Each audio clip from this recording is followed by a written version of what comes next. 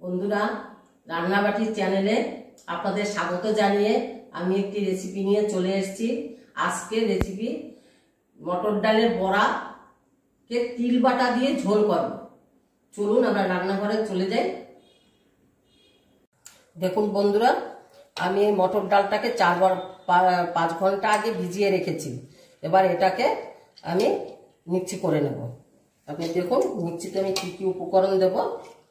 ডাল দেব, এখানে কটা লঙ্কা দেব, একটু আদা দেব, আর এটার মধ্যে আমি নুন আর হলুদ দিয়ে দেব। নুনটা দেব আর সঙ্গে একটু মিষ্টি দিয়ে দেব। ব্যাস, এটা দিয়ে আমি ঘুরিয়ে নেব। আমি এটাতে জল দেব না, আমি ঘুরিয়ে নিয়ে চলে আসছি। পুরো মটর ডালটা পেস্ট করা হয়ে গেছে। এবার আমি মটর ডালটাকে একটু ফেটিয়ে নেব।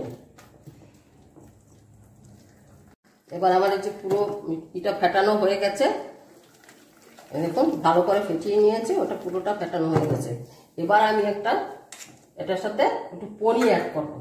এটা দিলে বড়াটা খেতে সে টেস্টি হবে। দেখুন একটু পনির অ্যাড করে দিচ্ছি। এই জন্য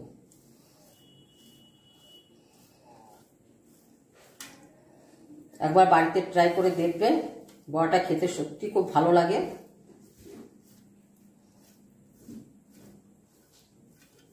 এই দেখুন আমি পনিরটা এরকম ভাবে গ্রেট করে নিয়েছি। এবার এটার সাথে আমি মেখে নেব। এবার আধো হাতে এটাকে মেখে নেব। এই জন্য আগে আমি ফেটিয়ে নিয়েছি। আমি এখানে এই ডালে আমি 200 গ্রাম পনির দিয়েছি, ফুল ক্রিম পনির দিয়েছি। এবার আপনাদের ইচ্ছে মতো আপনারা যতটা পনির দেবেন সেটা আপনাদের মাপ মতো আপনারা দিয়ে নেন। এবার আমি কড়াইতে চলে যাব। এবার আমার তেলটা হয়ে গেছে, আমি এবারকার বড়াটা ছেড়ে দেব।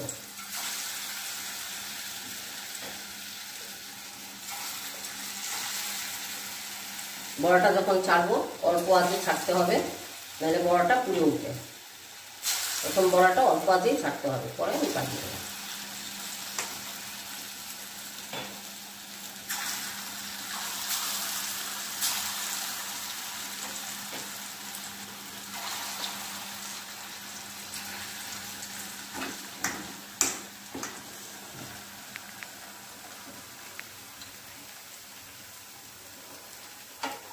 আমার এক পিঠ ভাজা হয়ে গেছে।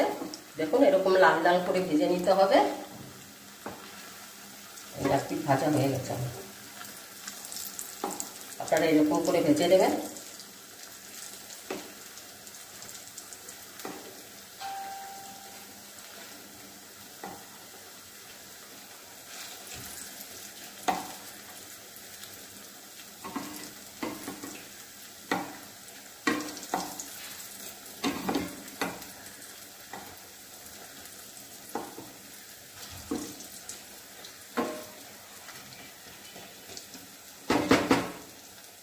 এবারে দেখুন আমার এই ভাজাটা হয়ে গেছে। এইরকম করে লাল লাল করে ভেজে নেবেন। এবার ভাজাটা তুলে নিচ্ছি, আর বাকি ভাজাটা এইভাবেই ভেজে নেব। এই দেখুন আমার পুরো বড়াটা ভাজা হয়ে গেছে। এবার আপনাদের যে বলেছিলাম আমি তিল বাটা দিয়ে এটা ঝোল করব, তার জন্য আমি সাদা তিল নিয়েছি, আর এই কাজু নিয়েছি, একটু পোস্ত নিয়েছি। এবার এটাকে আমি মিক্সি করে নিই। এবার আমি কড়াইতে তেল বসানো, তেলে আমি গরম মশলাটা দিয়ে দেবো।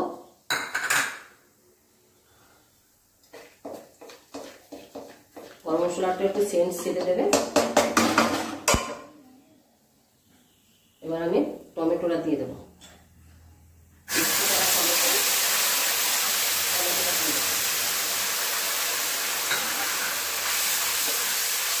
টমেটোটা কাঁচা গন্ধ উঠতে উঠতে আমি এদিকে একটা মশলা বানিয়ে নেবো,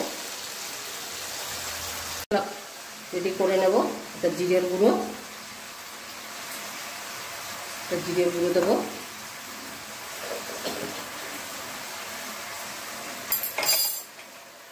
এখানে কাঁচা লঙ্কা পেস্ট দেব, পেস্ট করা কাঁচা লঙ্কা,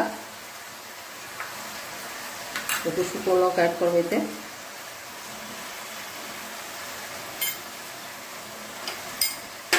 নুন দেবো, হলুদ দেবো, এই হলুদের গুঁড়ো, এবার নুন দেবো,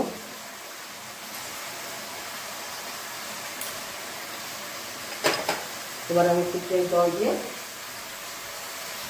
মশলাতে জল ছিল এই মশলাটা দিয়ে দেবো।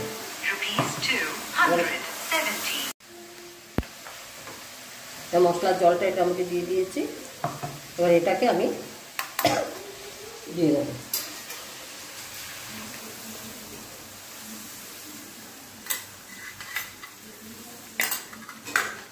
দুটো তেজপাতা দিয়ে দেবো। এবার মশলাটা আমার ভাজা ভাজা হবে। এবার আবার তিল বাটা মশলাটা আমি এখানে দিয়ে দেবো। মশলাটা কষানো হলে পরে জল দিয়ে দেবো। এবার দেখুন আমার মশলাটা ভাজা ভাজা হয়ে গেছে, মশলা দিয়ে তেল ছেড়ে দিয়েছে। এবার আমি জল দিয়ে দেবো।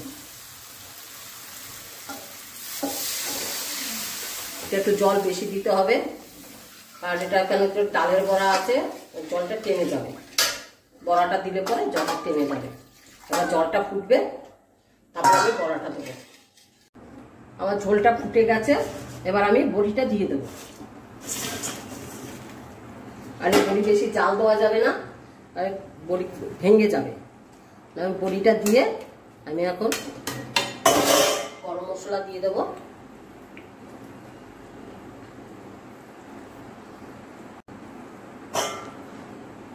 গরম মশলা দেব, ঘি দেব, গরম মশলা দেব, ঘি দেব,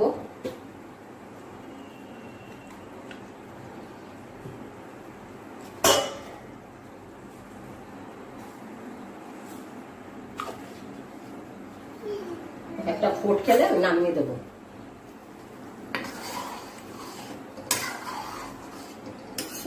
ঝোলটা টেনে যাবে, যেহেতু মটর ডালের বড়ি আছে তো ঝোলটা টেনে যাবে। একটু পাতলা পাতলাই নামাতে হবে। দেখুন বন্ধুরা, তো ভালো লাগছে দেখতে, বড়াগুলো পুরো ভেসে ভেসে গেছে। এই রেসিপিটা আমার মন থেকে করা। দেখুন বন্ধুরা, এবার আমার রান্নাটা পুরো কমপ্লিট। এবার আমি ঢেলে দিচ্ছি।